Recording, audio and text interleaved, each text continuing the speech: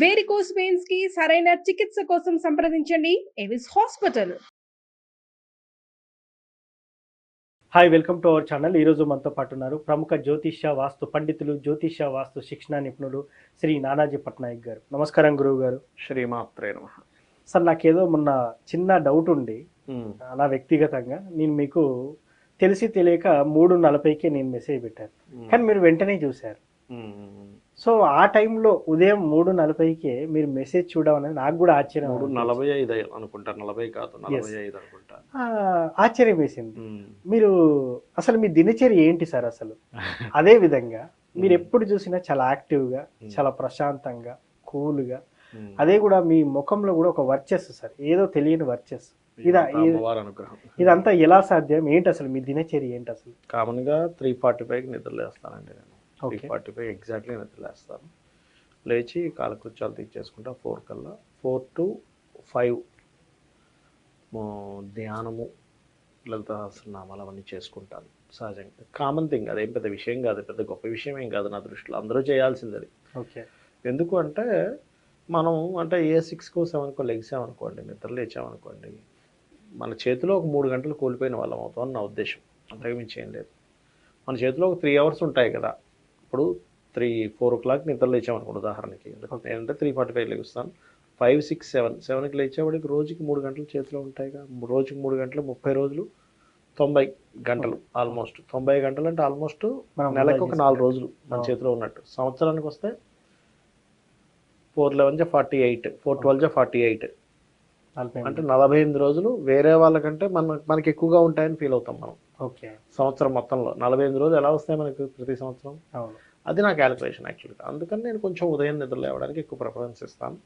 నిద్ర లేచిన తర్వాత నేను ఇందాక చెప్పినట్టుగా అది చేసుకొని దాని తర్వాత కొన్ని సాంస్క్రిట్ రిలేటెడ్ సంబంధించినవి కొన్ని నేర్చుకుంటూ ఉంటాను. వాటికి సంబంధించిన టైం ఇవ్వడము, దాని తర్వాత హోమం చేసుకోవడం. మళ్ళీ నార్మల్గా ఇంటికే కొన్ని, ఇప్పుడు అంటే ఇక్కడ స్టూడియోకి వస్తాను, కొంతమంది ఇంటికి వస్తారు షూటింగ్ పర్పస్. 6:30కి కొన్ని ఉంటాయి, 7:30కి ఉంటుంది పొద్దున్నే షూటింగ్. నా ఉద్దేశం ఏంటంటే ఎర్లీ మార్నింగ్ అయితే ఫ్రెష్గా ఉంటుంది థాట్ షూట్ చేసుకోవడానికి కూడా. మనం పొద్దున్నంతా అలసిపోయి ఎక్కడో జాబ్ ఏదో వర్క్స్ చేసుకున్నా, లేకపోతే అక్కడికి వెళ్ళో ఇక్కడికి వెళ్ళో చెప్దామంటే మనకు అంత ఫీల్ రాదు. అందుకని మార్నింగ్ 6:30 or 7:30కి షూట్స్ పెట్టుకుంటాను. ఓకే. షూట్ కంప్లీట్ అయిపోయిన తర్వాత సమ్ టైమ్స్ వాస్తు ఉంటుంది, ఉండదు. ఉన్నా లేకపోయినా మ్యాక్సిమం రోజు గోశాలకు వెళ్ళడం నాకు అలవాటు. గోశాలకు వెళ్ళడం, అక్కడ వాటికి తినిపించడం, అక్కడ కూర్చొని మళ్ళీ కొంచెంసేపు అక్కడ కూర్చొని కొంచెం ధ్యానం చేసుకోవడము. అదేవిధంగా ఇంకా మీకు తెలియదే ఉంది, మధ్య మధ్యలో ఏవో ఒక కాల్స్ అనో అదోనో ఏదైనా ఉంటుంది కదా, వాటికి చూసుకోవడం, లేదా వాస్తుంటే వాస్తుకి వెళ్ళడం. ఇవి ఈవినింగ్ 5:30 వరకు ఆల్మోస్ట్ కంప్లీట్ అవుతుందండి నా స్కెడ్యూల్. స్ట్రిక్ట్గా 5:30 నుంచి మాత్రం మనం ఎంత తిరుగుతున్నా కూడా కుటుంబానికంటూ సమయం ఇవ్వాలని ఫీల్ అవుతాను నేను ఎక్కువగా. మా పిల్లలతో వాళ్ళు ఏ దారిలో ఉన్నారు, వాళ్ళ థింకింగ్ ఇది ఏంటి, అలాగే మా కుటుంబ సభ్యులు, మా మిస్సెస్తోని, మాది కొంచెం పెద్ద కుటుంబం, 10 మంది ఉంటాం కలిసి, ఉమ్మడి కుటుంబం మాది. ఓకే. 10 మంది ఉంటాం కాబట్టి ఏంటంటే కొంచెం వాళ్ళతో స్పెండ్ చేయడానికి ఒక్కొక్కసారి టైం ఉండదు. ఒక్కొక్కసారి ఈవినింగ్ కూడా ఒక్కొక్కసారి ఏమవుద్దంటే ఏవో కొంతమంది డౌట్స్ ఉంటాయి. ఇప్పుడు ఇంతమంది ఫాలో అవుతుంటారు కదా, లక్షల మంది, ఎవరెవరో ఏదో డౌట్ పెడుతూ ఉంటారు. ఓన్లీ ఆ డౌట్స్ బుక్స్లో రాస్తూ ఉంటారు, మా వాళ్ళు రాస్తే అవి చూడడం అవుతుంటుంది, టైం సరిపోదు. అట్లా ఏంటంటే నా దినచర్య ధ్యానంతో, ఒక హోమంతో, అంటే నిత్య హోమం చేసుకోవడం నాకు అలవాటు ఉంది. సో హోమం అది అందరూ చేయాలి, అదే పెద్ద గొప్ప విషయం కాదు. నిత్య హోమం చేయడం చాలా చిన్న విషయం నా దృష్టిలో. అట్లాగే గోశాలకు కూడా అందరూ వెళ్ళాలి. అంటే నా ఉద్దేశం ఏంటంటే ఒక సిస్టమ్ కనుక మనం, అంటే నేను ఫోన్లో పెట్టేసుకుంటా అలారం లాగా, ఈ టైంకి ఇది చేయాలి అని. అంటే రాసుకొని ఫోన్లో పెట్టుకోకపోతే మనం బద్దకిస్తాము అనేది నా ఆలోచన. ఓకే. ఒకప్పుడు నాకు ఉండేది కాదు, ఇంత ఇంత ఇంత టెక్నికల్గా, అంటే ఇంత కరెక్ట్గా ఉండాలని ఉండేది కాదు. నేను ఎప్పుడైతే ఒక ఫార్మాట్ తయారు చేసుకొని వెళ్తున్నానో అప్పుడు నాకు విజయం నా సొంతం అవ్వడం స్టార్ట్ అయింది. ఓకే. అంటే ఏంటంటే టైంను ప్రాపర్గా వాడుతున్నాను కదా, నేను టైంను ప్రాపర్గా వాడుతున్నప్పుడు సక్సెస్ రేట్ పెరిగింది నాకు. ఎన్ని సంవత్సరాల నుంచి ఇలా ఈ టైం వాడడం? ఒక 10 years బ్యాక్ వరకు ఇంత టైం వాడేవాడిని కాదండి నేను. నిజం, ఏదో చిన్నప్పటి నుంచి అలాగే వాడుతున్నా చెప్పుకోవడం పెద్ద విషయం ఇది కాదు. ఒక టైం సిస్టమేటిక్ మాత్రం ఒక 10 years నుంచి స్టార్ట్ అయింది బాగా. 10 years ముందు నార్మల్గా ఏదో నాకు ఇష్టం ఉంటే లెగిసేవాడిని, అట్లా వెళ్ళేది.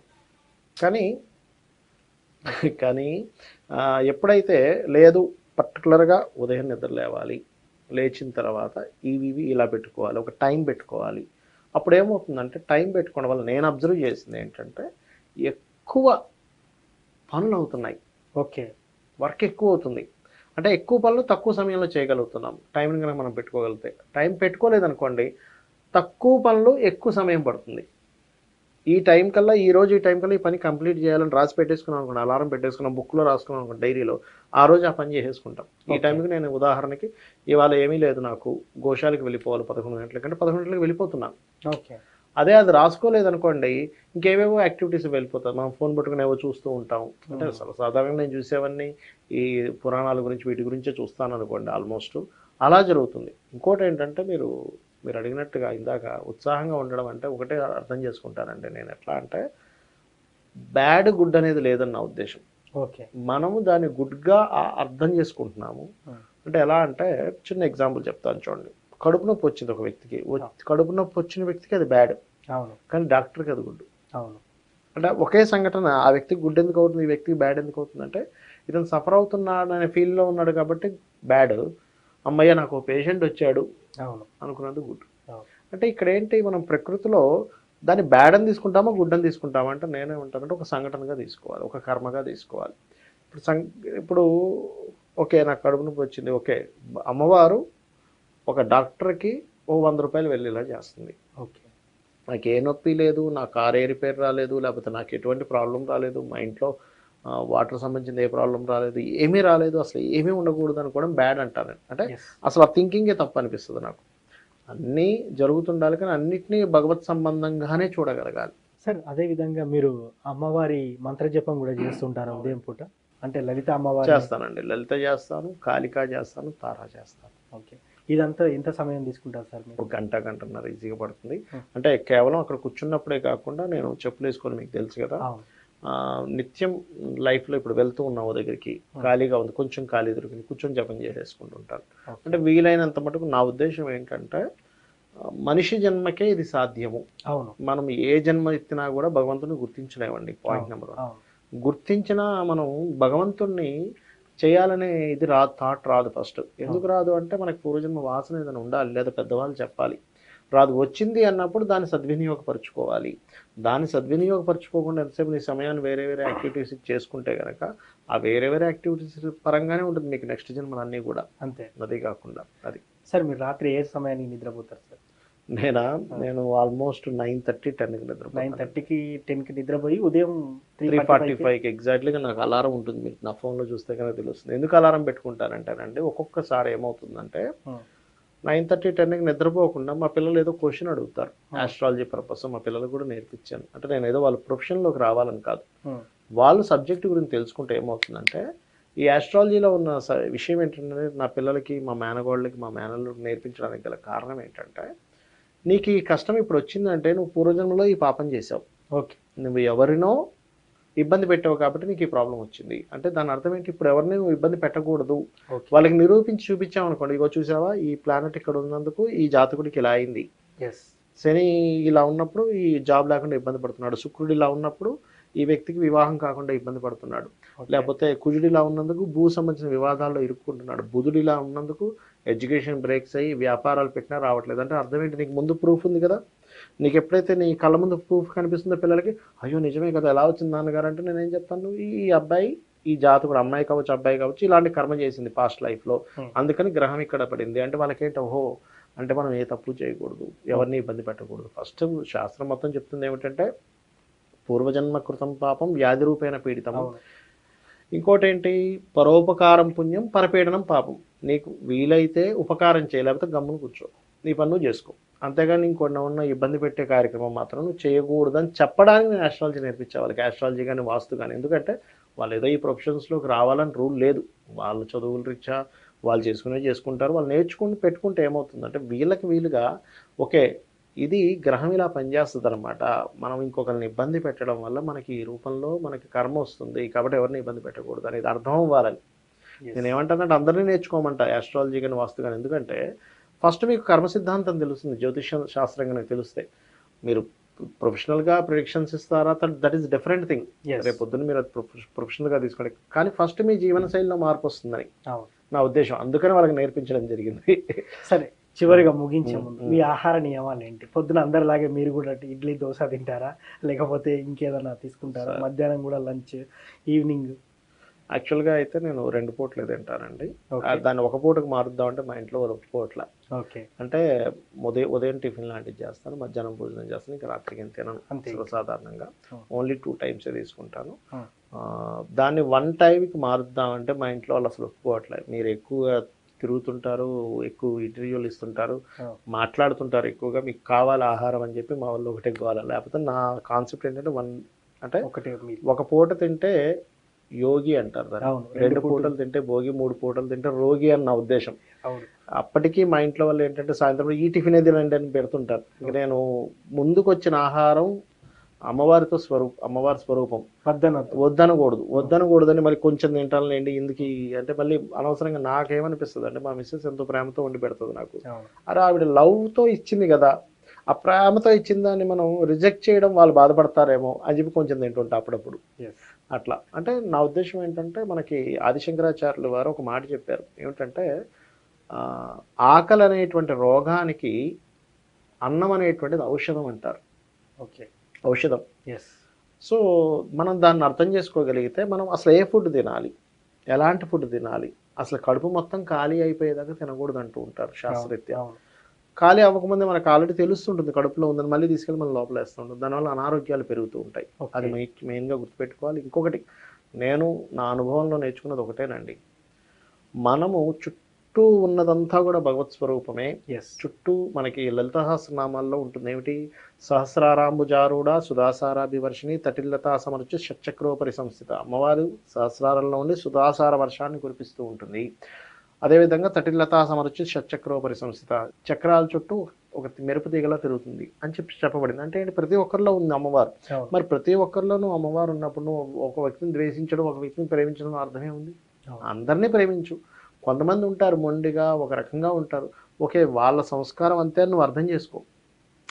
అంటే ఎప్పుడు ఆనందం వస్తుందంటే, ఇప్పుడు మీరు ఈ వ్యక్తి ఇలా పుట్టాడు, ఆ వ్యక్తి సంస్కారం అది, ఆ వ్యక్తి పూర్వజన్మ కర్మ అది, దాన్ని మనం ఏం చేస్తామనుకొని వదిలేయాలి.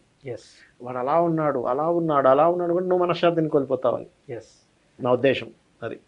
కాకపోతే ఏంటంటే ఒకటే గుర్తుపెట్టుకోవాలండి, మరి వాళ్ళని మార్చలేమా చాలామంది అంటుంటారు. మీరు మార్చే ప్రయత్నం చేయొచ్చు కదా అంటే, మార్చాలనుకోవడం అంత బుద్ధి తక్కువ పని ఇంకోవట్లేదు, మనం చెప్పడం వరకే. అంతే. నేను మా పిల్లలకైనా ఒకటే చెప్తాను, Hmm. అరే ఇప్పుడు మీకు ఇటువంటి సిచ్యువేషన్స్ ఇలాంటి లైఫ్లో ఇలా వస్తుంటాయి, మీరు ఇలా ఉండాలి, గట్టిగా పట్టుకొని నేను ఇలాగే చేయాలి పట్టుకొని, ఎందుకంటే మనం చెప్పి వదిలిపెట్టేసేయాలి కొన్ని విషయాలని, ఇంకా వాళ్ళ కర్మ అనుకోవడమే.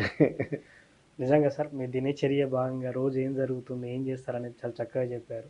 సో ఇది కూడా మీ దినచర్యను చూసి కొంతమంది పాటిస్తే వాళ్ళ లైఫ్లో కూడా మిరాకిల్స్ అయ్యో ఒకటే సార్, నేను కోరుకుంటున్నాను. మిరాకిల్ జరగాలి అంటే ఒకటే నేను నమ్ముతానండి, మిరాకిల్ అనేది ప్రతి అంశములో ఉందండి నా ఉద్దేశంలో. ఎస్. ఏదో ఏదో ₹1,00,00,000 కలిసి వస్తాను, లేకపోతే ఒక లాటరీ కొడతాను కాదు మిరాకిల్ అంటే. మనం బ్రతికున్నాం చూసి ఇదే గొప్ప మిరాకిల్. ఎస్. మనం చూడగలుగుతున్నాం, చూడండి అసలు ఎంత చక్కగా చూడగలుగుతున్నాం, అదొక మిరాకిల్. వినగలుగుతున్నాం ఒక మిరాకిల్, మాట్లాడగలుగుతున్నాం ఒక మిరాకిల్. మనం మామూలుగా మాట అని మాట్లాడేస్తున్నాం సరే, ఇది మాట కాదండి. కింద నుంచి శక్తి రూపంలో అమ్మవారు ఇలా ప్రయాణం చేసి, పైనుంచి ఈశ్వరుడు ప్రయాణం చేస్తాడు వచ్చి, వాళ్ళిద్దరి కలయిక ఇది మాట. ఎస్. మరి ఒక్కొక్క మాట మాట్లాడుతున్నాం, వాళ్ళిద్దరి కలయికతో ఒక మాట వస్తుందండి, ఇది ఎంత గొప్ప మిరాకిల్. నేనేమంటానంటే, మీ లైఫ్లో జరిగే ప్రతి సంఘటన ఇది మిరాకిల్. ఆ గొప్ప మిరాకిల్ని ఎంజాయ్ చేయడమే లైఫ్.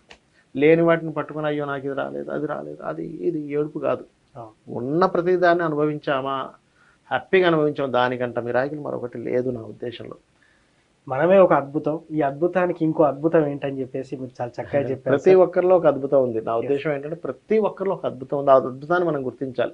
ఇవాళ మనం రాముడు, ఇది అయోధ్య సంబంధించింది వచ్చింది కదా, రాముడుకున్న గొప్ప లక్షణాల్లో అదంట. ఏమిటంటే, ఆ వ్యక్తికి 100 తప్పులు చేసిన ఒక్క యోగం పట్టుకునేవాటారు, ఆ వ్యక్తి భలే మాట్లాడతాడండి, లేకపోతే ఆ వ్యక్తి చాలా చక్కగా బొమ్మలు గీస్తాడు, లేకపోతే ఆ వ్యక్తి చక్కగా నడుస్తాడు, అంటే రకరకాలు ఉంటాయి. ఆ వ్యక్తి చక్కగా వస్త్రాధారణ చేసుకుంటారని ఒక్క గొప్పతనాన్ని పట్టుకునేవాడు రామచంద్రమూర్తి.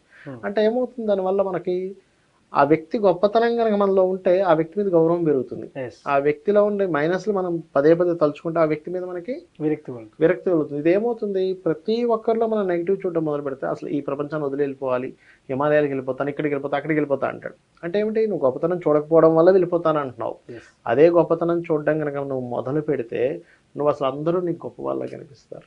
నిజంగా మీ దినచర్య గురించి చాలా చక్కగా చెప్పారు. Thank you very much. శ్రీమాత్రే నమః.